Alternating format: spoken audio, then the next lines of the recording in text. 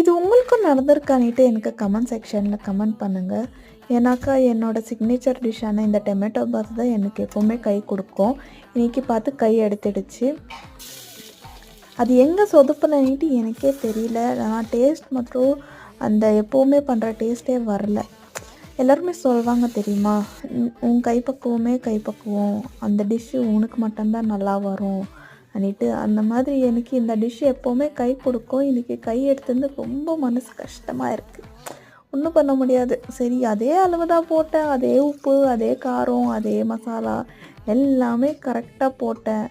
ஆனால் எங்கே சொதப்புனதுன்னுட்டு தான் எனக்கும் புரியல. இல்லை கந்திருஷ்டி பட்டுடுச்சா, நல்லா சமைக்கிறாளேன்னுட்டும் தெரியல.